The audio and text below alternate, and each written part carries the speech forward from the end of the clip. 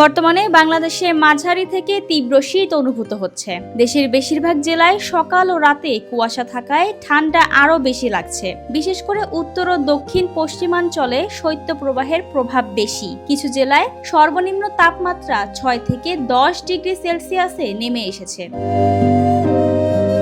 কানাডার সাসকাচুয়ান বিশ্ববিদ্যালয়ের আবহাওয়া বিশেষজ্ঞ মোস্তফা কামাল পলাশ জানিয়েছেন, দেশের বিভিন্ন স্থানে বর্তমানে চলমান শীতল আবহাওয়া আগামী শুক্রবার পর্যন্ত অব্যাহত থাকার সম্ভাবনা রয়েছে।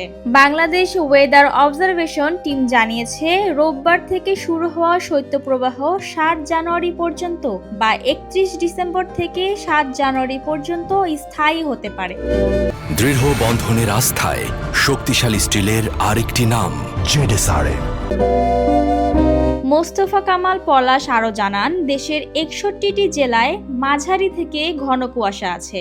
চট্টগ্রামের দক্ষিণ জেলা কক্সবাজার ও পার্বত্য চট্টগ্রামে হালকা থেকে মাঝারি কুয়াশা দেখা যাচ্ছে। আগামী 4 দিন দেশের বেশিরভাগ জায়গায় ঠান্ডা ও কুয়াশা থাকবে।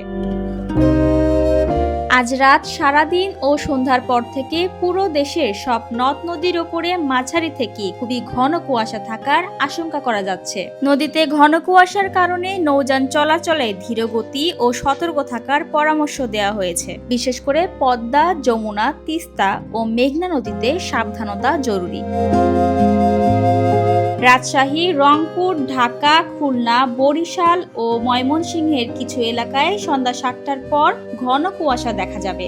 বিশেষ করে পঞ্চগড়, রংপুর, বগুড়া, সিরাজগঞ্জ, টাঙ্গাইল, ঢাকা মহাসড়কে খুবই ঘন কুয়াশা থাকার আশঙ্কা করা যাচ্ছে। দেশব্যাপী চলমান শৈত্যপ্রবাহে রংপুর, রাজশাহী ও খুলনা বিভাগের কিছু জেলায় সকাল 6টায় তাপমাত্রা 8 থেকে 10 ডিগ্রি সেলসিয়াস পর্যন্ত নামতে পারে। চুয়াডাঙ্গা, মেহেরপুর, ঝিনাইদহ, কুষ্টিয়া, চাঁপাইনবাবগঞ্জ, রাজশাহী, নওগাঁ, পাবনা, বগুড়া, নাটোর, নড়াইল, যশোর, ফরিদপুর, গোপালগঞ্জ, মাগুরা ও রাজবাড়ীর তাপমাত্রা 6 থেকে 8 ডিগ্রি সেলসিয়াস পর্যন্ত নামতে পারে।